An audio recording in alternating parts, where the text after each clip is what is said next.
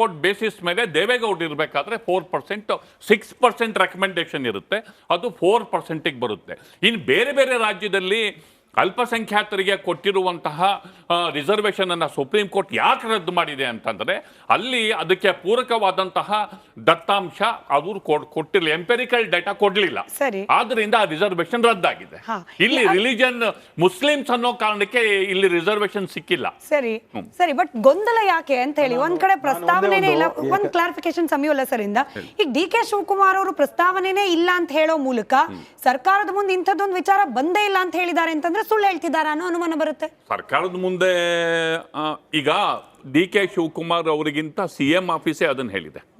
CM office official press ರಿಲೀಸೇ ಮಾಡಿದೆ, ಇಂತಹ ಯಾವುದೇ ಪ್ರಸ್ತಾವನೆ ಇಲ್ಲ ಮತ್ತು ನಾವು ಅದನ್ನು ಕನ್ಸಿಡರ್ ಮಾಡ್ತಿಲ್ಲ, ಸುಳ್ಳು ಅನ್ನೋ ಶಬ್ದವನ್ನು ಬಳಸಿ ಮುಖ್ಯಮಂತ್ರಿ ಕಚೇರಿಯಲ್ಲೇ ಸ್ಪಷ್ಟೀಕರಣ ಬಂದಿದೆ. ಯಾವ ಹಂತಕ್ಕೆ ಅಂದ್ರೆ ಜಮೀರ್ ಅವ್ರ ಬೈಟ್ ಒಂದು ಮಿಸ್ ಆಯ್ತು, ಅವರೇ ಸಹಿ ಹಾಕೊಟ್ಟಿರೋದು ಇಲ್ಲ, ಇಂಥದ್ ವಿಚಾರನೇ ಇಲ್ಲ ಅಂತ ಅದನ್ನ ಬೇಸ್ ಮಾಡ್ಕೊಂಡು ನಾವು ಈ ಆರ್ಗ್ಯುಮೆಂಟ್ ಅನ್ನು ಪ್ರೆಸೆಂಟ್ ಮಾಡಕ್ಕಾಗಲ್ಲ. ಯಾಕೆ ಅಂತಂದ್ರೆ ಅದು ರಿಕ್ವೆಸ್ಟಿನ ಸ್ವರೂಪ. ಮಂತ್ರಿ ಆಗ್ತಿದ್ದಂಗೆನೆ ಅವ್ರು ಸೈನ್ ಮಾಡ್ತಿದ್ದಂಗೆನೆ ಆದೇಶ ಏನಾಗಲ್ಲ.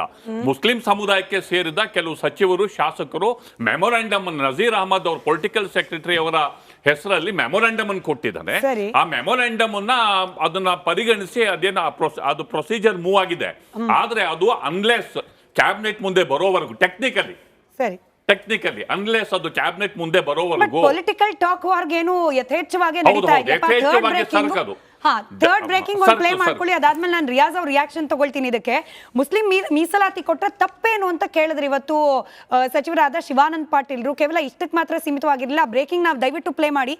ರೈತರಿಂದ ಭೂಮಿಯನ್ನ ವಫ್ ಹೆಸರಲ್ಲಿ ಕಸ್ಕೊಳ್ತಾ ಇದ್ದಾರೆ, ಹಿಂದುಳಿದವರಿಂದ ಗುತ್ತಿಗೆಯನ್ನ ಕಿತ್ಕೊಂಡು ಮುಸಲ್ಮಾನರಿಗೆ ಕೊಡ್ಲಿಕ್ಕೆ ಹೊರಟಿದ್ದಾರೆ, ಎಲ್ಲವನ್ನ ನುಂಗಿ ಮುಸ್ಲಿಂ ಓಲೈಕೆ ಮಾಡ್ತಾ ಕಾಸುರರಾಗ್ತಾ ಇದ್ದಾರೆ ಕಾಂಗ್ರೆಸ್ನವರು. ನಾನು ಹೇಳ್ತಿರೋ ಆರೋಪ ಅಲ್ಲ, ಅದು ಬಿಜೆಪಿ ನಾಯಕರು ಕೊಟ್ಟಿರುವಂತಹ ಸ್ಟೇಟ್ಮೆಂಟ್.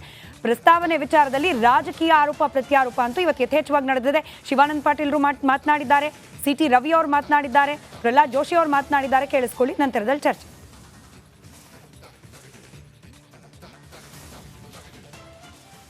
ರಿಸರ್ವೇಷನ್ ನೋಡಿ, ನಾನು ಯಾವ ಸಮಾಜಕ್ಕೆ ನಿಮಗೆ ಆರ್ಥಿಕವಾಗಿ ಶೈಕ್ಷಣಿಕವಾಗಿ ಹಿಂದಿದ್ದಾಗ ಕೇಳಿಕ್ಕೆ ಹಕ್ಕಿಲ್ಲ ಹೇಳಿ ಪ್ರಜಾಪ್ರಭುತ್ವ ವ್ಯವಸ್ಥೆಯಲ್ಲಿ. ಎಲ್ಲರೂ ಕೇಳ್ಬೋದು, ಕೇಳ್ತಾರಂದರೆ ಅದರ ಅರ್ಥ ಅದನ್ನು ಈ ಮಟ್ಟಕ್ಕೆ ನಾವು ರಾಜಕಾರಣ ಮಾಡಬಾರ್ದು ಅಷ್ಟೇ, ಮತ್ತೇನಿಲ್ಲ.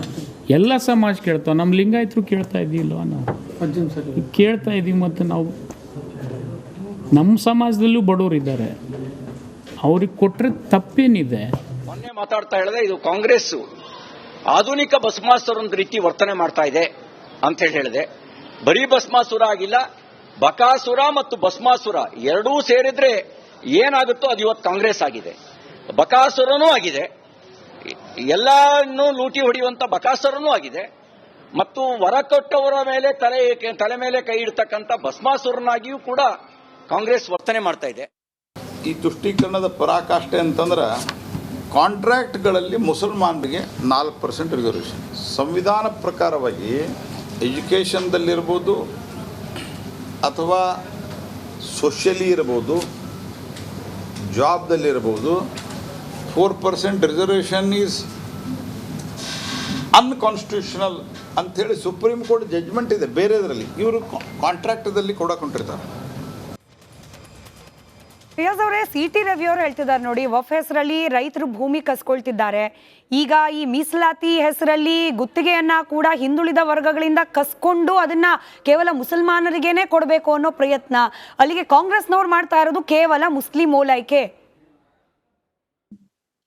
ಈಗ ಅದೇ ಹೇಳ್ತಾ ಇದ್ರಲ್ಲ, ಕೊಟ್ರೆ ತಪ್ಪೇನಿದೆ?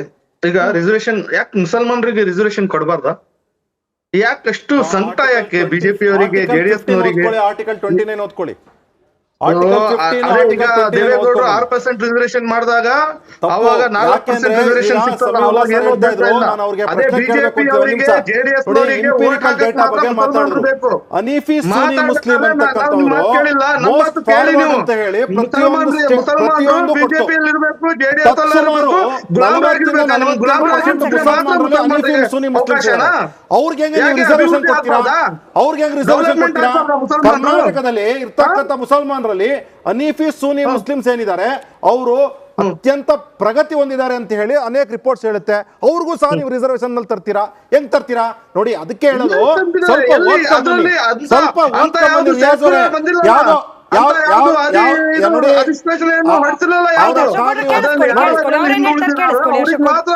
ಕೊಡ್ತಾ ಇರೋದು ನಿಮಗೆ ಯಾಕಷ್ಟು ಸಂಕಟ ಅಂತ, ಯಾಕೆ ಕೊಡಬಾರ್ದು ಅನ್ನೋದನ್ನ ಏನು ವಿದೇಶದ ಅಫ್ಘಾನಿಸ್ತಾನದಿಂದ, ಪಾಕಿಸ್ತಾನದಿಂದ, ಬಾಂಗ್ಲಾದೇಶದಿಂದ ಬಂದಿದಾರ ಮುಸಲ್ಮಾನರಿಗೆ ನೆಲೆಸಿರೋದು, ಭಾರತೀಯ ಮುಸಲ್ಮಾನರಿಗೆ ಕೊಡ್ತಾ ಇರೋದು. ಕೊಟ್ರೆ ಏನ್ ತಪ್ಪು? ಭಾರತನೇ ಡೆವಲಪ್ಮೆಂಟ್ ಆಗೋದಲ್ಲ.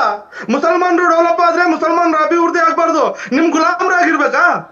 ನೋಡಿ ಒಂದ್ ತಿಳ್ಕೊಳ್ಳಿ, ಭಾರತ ನೀವು ಈಗ ಚುನಾವಣೆಯಲ್ಲಿ ಕುಮಾರಸ್ವಾಮಿ ಅವರು ಒಂದು ನಮಾಜಿ ಮಾಡೋ ಮುಸಲ್ಲ ಕೊಡ್ತಾ ಇದ್ದೀರಾ, ಆಮೇಲೆ ಯಾಸೀನ್ ತಗೊಂಡೋಗಿ ಕೊಡ್ತಾ ಇದ್ರಲ್ಲ, ಅದ್ರಲ್ಲಿ 1000 ರೂಪಾಯಿ ದುಡ್ಡು ತಗೊಂಡೋಗಿ ಕೊಡ್ಬೇಕಾದ್ರೆ ಅಂತ ಇದು ತಗೊಂಡೋಗಿ ಕೊಡ್ತಾ ಇದ್ರ ಮುಸಲ್ಮಾನರಿಗೆ? ನೋಡಿ, ಮುಸಲ್ಮಾನರು ಓಟ್ ಮಾಡೋಲ್ಲ ಬಿಜೆಪಿ ಅವರಿಗೆ, JDS ನವರಿಗೆ. ಯಾಕೆ ಹೋಗ್ತಾ ಇದೀರಾ? ಯಾಕೆ ಕೊಡ್ತಾ ಇದೀರಾ ನೀವು ಉತ್ತರ?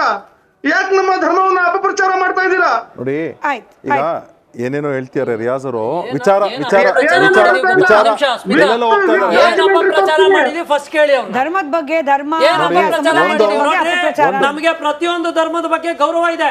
ಏನ್ ಅಪಪ್ರಚಾರ ಮಾಡಿದೀವಿ JDS ಅವ್ರು ಮೊದಲು ಹೇಳಿ. ಗೌರವ ಇರ್ತಿದ್ರೆ 1000 ರೂಪಾಯಿ ದುಡ್ಡು ಅದ್ರಲ್ಲಿ ಹಾಕಿ ಕೊಡ್ತಾ ಇರ್ಲಿಲ್ಲ ನೀವು. ನಾವು ಧರ್ಮ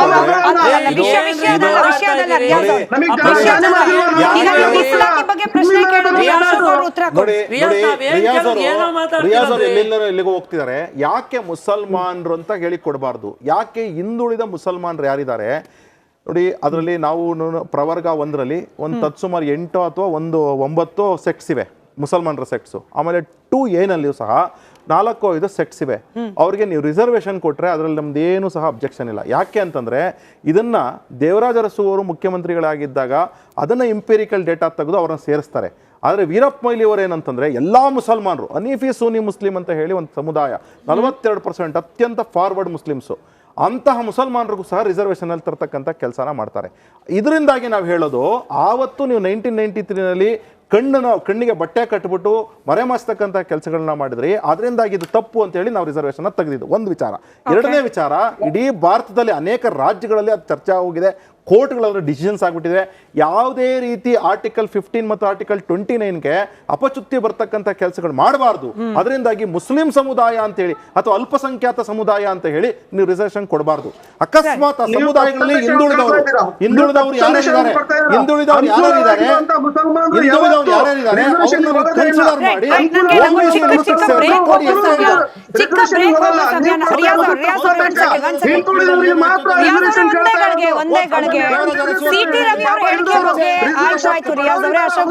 ಒಂದ್ ಬ್ರೇಕ್ ಹೋಗಿ ಬರ್ಬೇಕು. ಬ್ರೇಕ್ ಇಂದ ಬಂದ್ಮೇಲೆ ರಿಯಾಜ್ ಜಿ ಒಂದ್ ಕಾಂಗ್ರೆಸ್ ಮುಖಂಡ